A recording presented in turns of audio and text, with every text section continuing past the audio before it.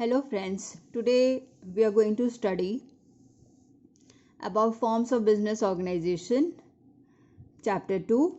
We've already studied the four various ways of business organization and today we are going to study about joint stock company. What is a company? What are the features, merits and limitations? Then we'll learn the types of companies. There are two types of companies, private company and public company. And the last topic of this chapter, that which are the factors to be considered for determining the choice of organization.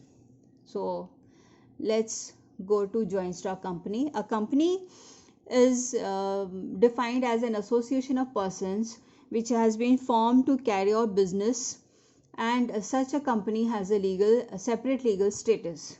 If you see the definition, company is the formation of company is governed by the Companies Act 2013. The Companies Act initially was formed in 1956 and later on it was revised in 2013. So whenever a company is to be formed, it has to follow the rules, the provisions given under the Companies Act.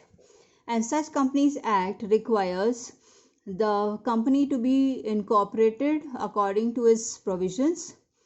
A company which is formed under Companies Act 2013 is said to be an artificial person having a separate legal entity, or you can call legal status.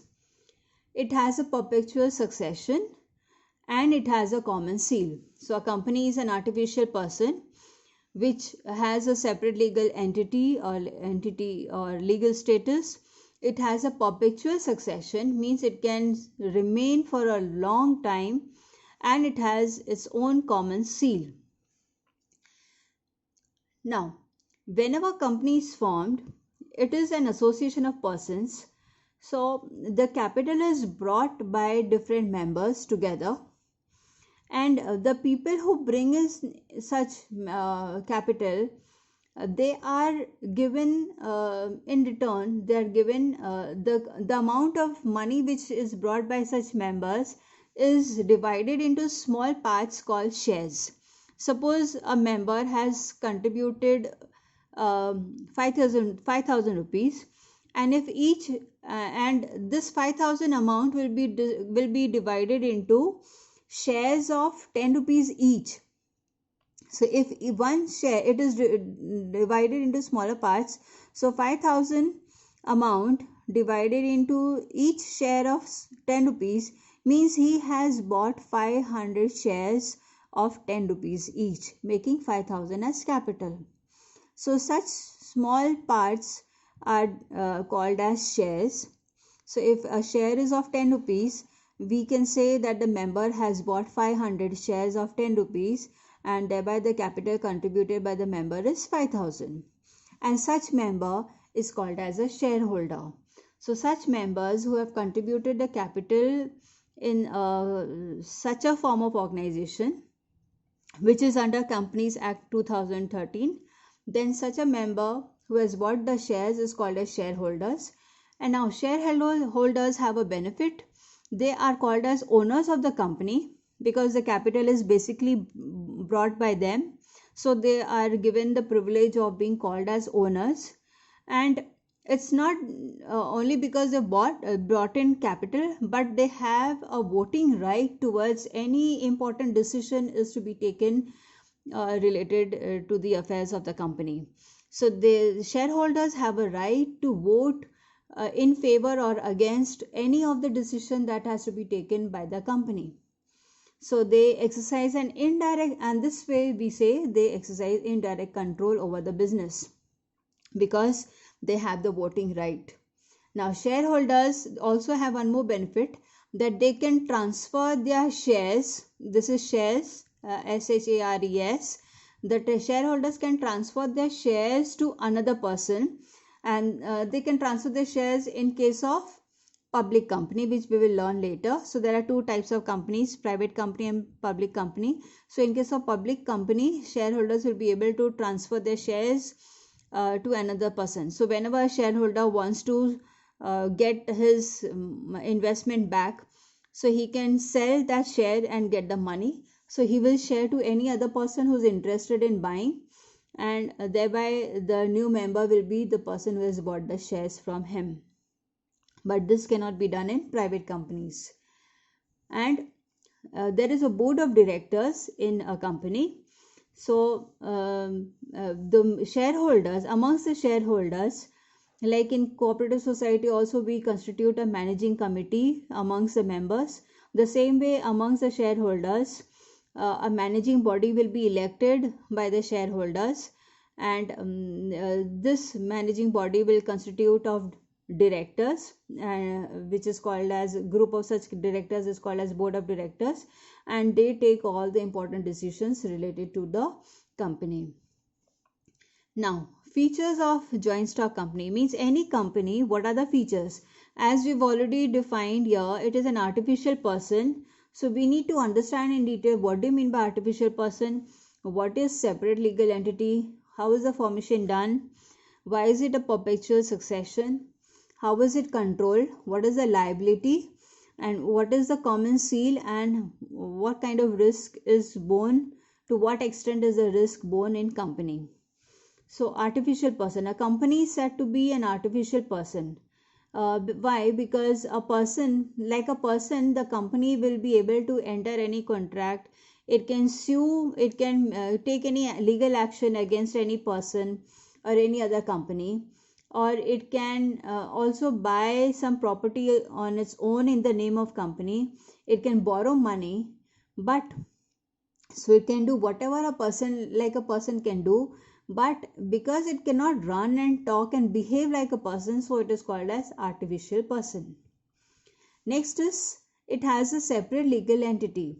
So once the company is formed according to the provisions of the Companies Act 2013, we say that the company has entered in contracts in the name of company, and even it can buy any property. So such property which is bought, such assets, will be in the name of company. So it is different from the owners.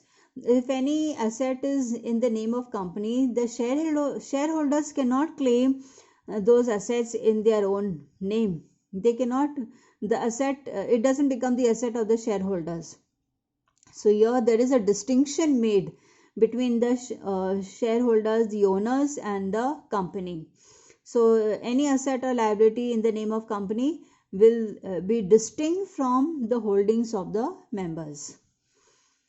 Formation. The formation of company is a very tedious, complicated, complex procedure, because it has number of provisions that they have to follow. They have to comply with various rules and regulations, requirements of the Companies Act, and there's a proper procedure for how to get incorporated. Like we had registration of partnership firm, so here also the company needs to be registered, incorporated. We say incorporated under Companies Act, and there are several legal provisions that have to be adhered to, that have to be followed, and there are a number of documents to which have to be prepared.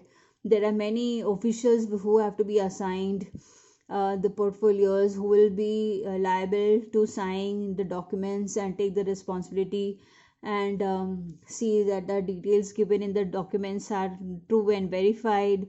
There will be appointments of various auditors and chartered accountants to prepare the documents. So it's a very tedious and a long procedure to get a company registered, incorporated.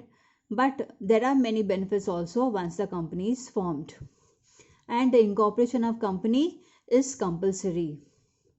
Perpetual succession, like we saw in sole proprietorship, if something happens to the sole proprietor, the business may come to an end.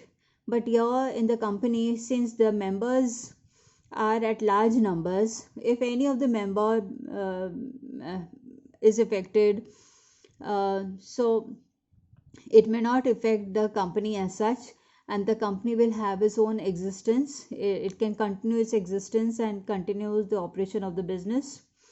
And if any member needs to needs to sell his shares and get back his capital, he will be able to do that, and he'll be able to sell it to a different to another person. That is in case of public company. And so the company will not be affected if any member wants to leave or join. And if the company needs to be brought to an end, then there's a special procedure of winding up.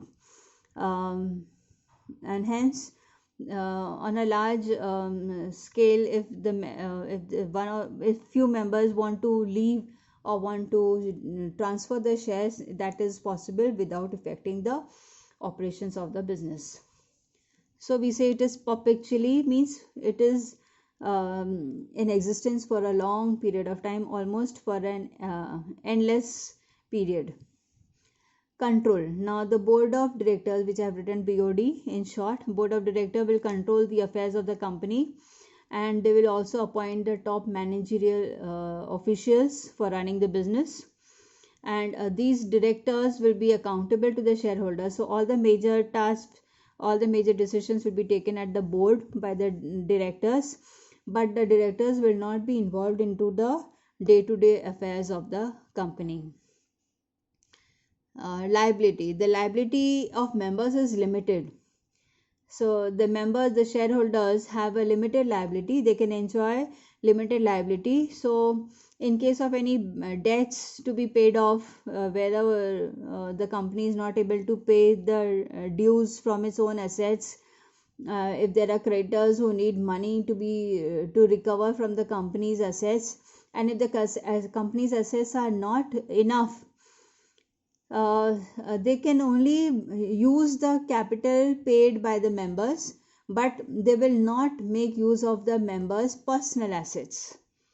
And however, if any capital is still unpaid by the member, that amount they will have to pay to clear the company's debts. Suppose the cost of one share is 10 rupees, and if a member has bought say 100 shares, so 100 shares of 10 rupees each means 1000 he should be paying, but he has paid only 800 till now. So in case of dues to be cleared, the pending money 200 rupees can be recovered from the member if it is unpaid capital. But otherwise, if it is fully paid, then the members are not liable to clear the debts from their personal assets. So that is a good advantage where the members have limited liability. Common seal. Common seal is like any group of organization has its own seal, which needs to be formed, decided, and which should be there in every important document of the organization. So if there is such a common seal, then it should be available on all the legal documents of the company. And if such common seal is not made, then they have to assign a person who should be signing the document, and such a person who will be signing the document will be authorized, will be permitted according to the board's decision, according to the board's resolution. Risk bearing. Now, because there are large number of members, the risk is you can say spread among the large number of members. Like in sole proprietor, only the proprietor is bearing alone all the risk of the business. But in such a case, if the business is running in loss, so the capital amount by each and every shareholder will be suffered. So the risk is spread. It is you can say shared by all the shareholders. So the risk is minimized. So there is no one or two person alone bearing the entire risk of the company, but it is shared by a large number of shareholders. So that is with the features. Now we'll learn the merits and the limitations. From the same features what we have learned, now we can understand that what are the merits of joint stock company and what are the limitations. So as we saw, limited liability, that is a merit. I'm not going to discuss here much in detail because we've already done when we were studying the features. Transfer of interest, because the shares can be transferred, it can be sold whenever a member needs his capital amount money back, then he will be able to sell it in the market. That is in case of public company. Perpetual existence. That also we've discussed, that the company is not affected by the death or insolvency or insanity or resignation of any shareholder, as the shareholder and the company are two distinct features, and the company will not be affected by any of the shareholder if he's leaving the company. And all these provisions are according to Companies Act 2013. Scope for expansion. Now, because there are large number of shareholders, there's always a scope for bringing in more capital from the shareholders, or the companies also will be able to bring in capital by way of loan from the financial institutions.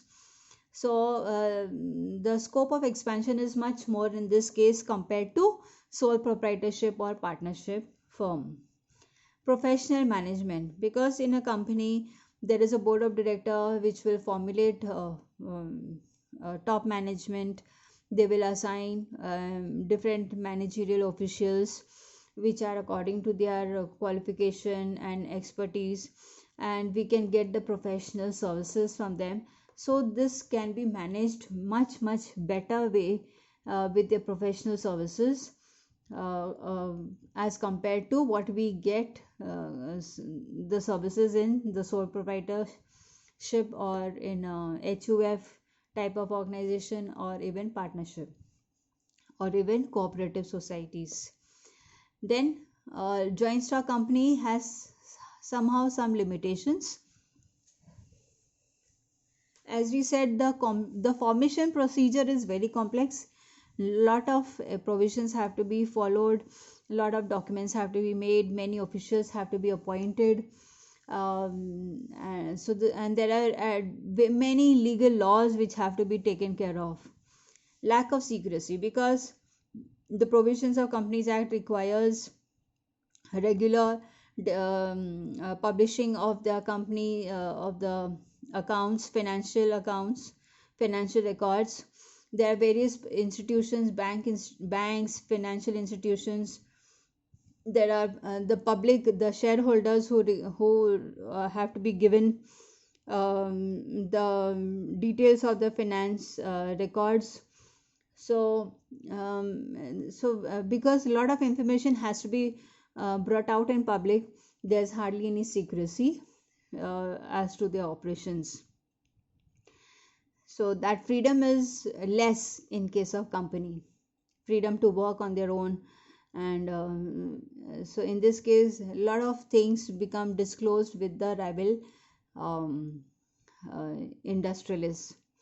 Impersonal work environment, because there are workers at a large, there are management at different degrees and different levels. There is a top management, middle management, lower management.